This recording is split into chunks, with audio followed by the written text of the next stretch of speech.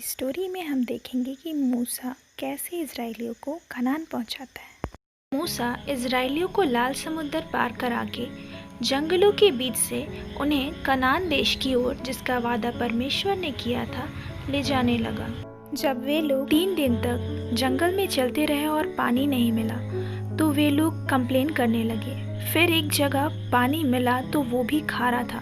फिर परमेश्वर से मूसा ने प्रार्थना की और मूसा को परमेश्वर ने कहा, एक पौधा पानी में डालो जिससे खारा पानी मीठा हो जाएगा और तुम उसे पी सकोगे। फिर वे लोग वहाँ से आगे बढ़े और एक जगह ठहरे, लेकिन भी वे कंप्लेन करने लगे कि हमें तो अच्छा खाना मिस्र में मिलता था और ये मूसा हमें जंगलों में ले आया है कि हम भूखे मर जाए।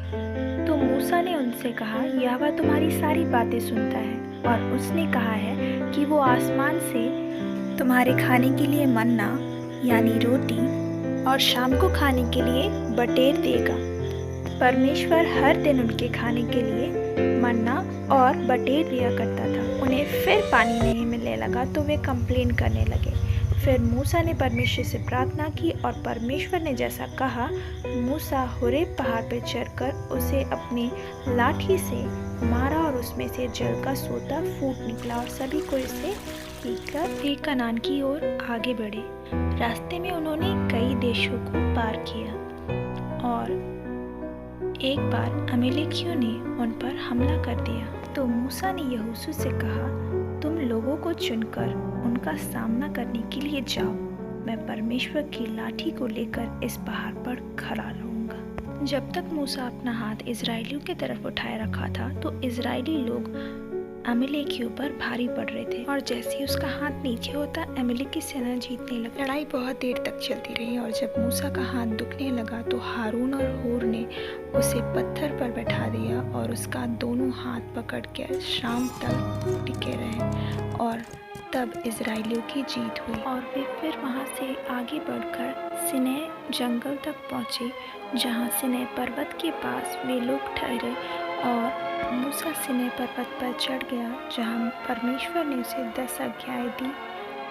और जब वो वहाँ से लौटा तो उसने देखा कि वे लोग परमेश्वर की जगह एक सोने का बछड़ा बनाकर उसकी पूजा कर रहे हैं और नाच गा रहे हैं। ये देखकर मूसा को बहुत गुस्सा आया और उसने गुस्से में परमेश्वर की दी हुई तख्तियाँ फेंक दी। और मूसा ने लेवियों से कहा कि तुम उन लोगों को मार दो जिन्होंने आज्ञा पालन नहीं किया, और लगभग 3000 लोग मारे गए। और जितने लोग बचे थे वे कनान की ओर आगे बढ़ने लगे, लेकिन उन्होंने शिकायत करना नहीं छोड़ा तो परमेश्वर ने उनके बीच में काटने वाले जहरीले सांप भेज दिए और सब मरने लगे। फिर वे लोग मूसा से कहने लगे, हमें बचा ले। मूसा ने परमेश्वर से प्रार्थना की और परमेश्वर ने उसे एक पीतल का सांप बनाने के लिए कहा और उसे एक ऊंचे डंडे में लटकाने को कहा और कहा कि जितने लोग इसे देखेंगे वे ठीक हो जाएंगे और नहीं मरेंगे। स्टोरी से हम क्या सीखते हैं कि परमेश्वर ने हमारे लिए अच्छा सोच के रखा है और हमें इजराइलियों की तरह कंप्लेन नहीं करना है और दिन भर रोते नहीं रहना है, लेकिन हमेशा खुश रहने की कोशिश करना है, क्योंकि परमेश्वर हमारे हर एक बातों को जानता है और वो हमारे लिए हमेशा अच्छा सोचता है और परमेश्वर हमें और हमारे ड्रीम्स को ज़रूर पूरा करेंगे। इसीलिए आप मेहनत करिए और परमेश्वर पे भरोसा रखिए और खुश रहिए।